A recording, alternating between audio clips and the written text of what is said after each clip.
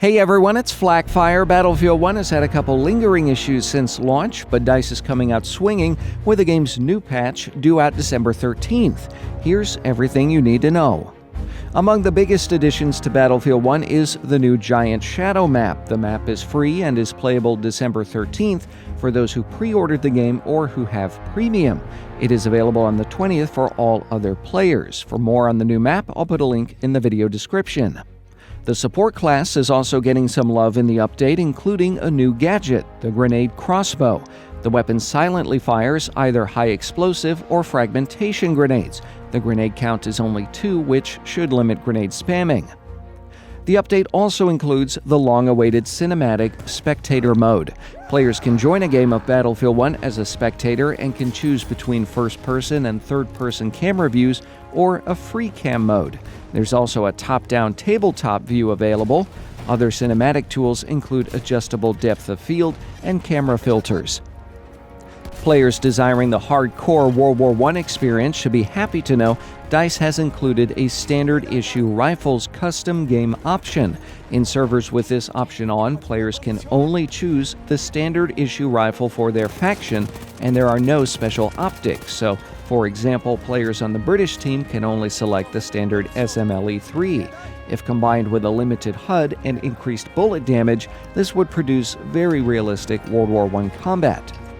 The patch includes a number of significant balancing tweaks. For changes to weapons and gear, the effective range of notorious shotguns like the Model 10A, M97 trench gun, and the sawed-off shotgun has been reduced.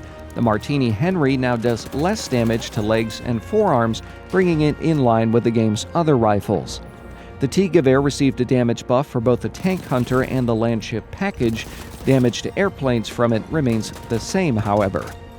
Light machine guns are now more accurate, damage drop-off occurs at a greater distance, and the minimum damage has now been increased, making them, hopefully, significantly more useful. Previous tweaks to the support class's mortar accuracy have been rolled back slightly.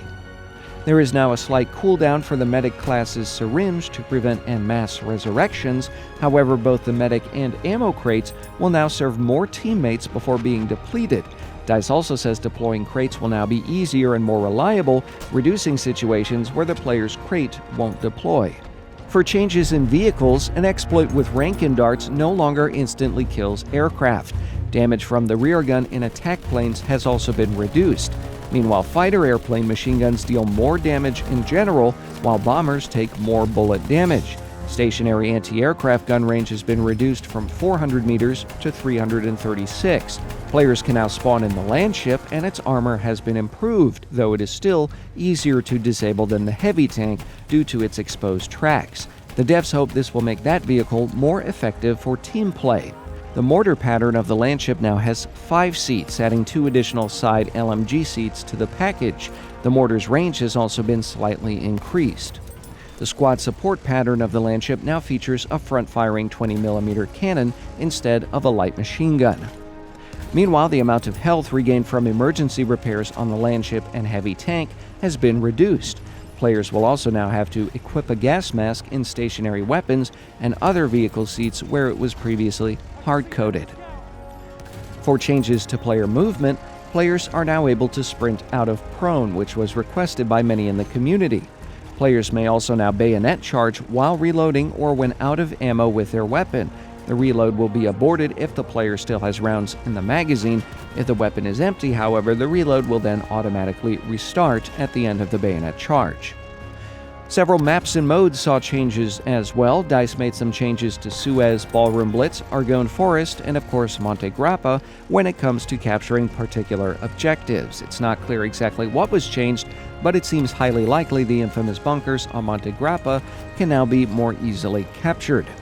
Operations is also seeing significant changes. The Behemoth will no longer appear if that team has a significant lead, and the score difference to deploy a Behemoth has increased.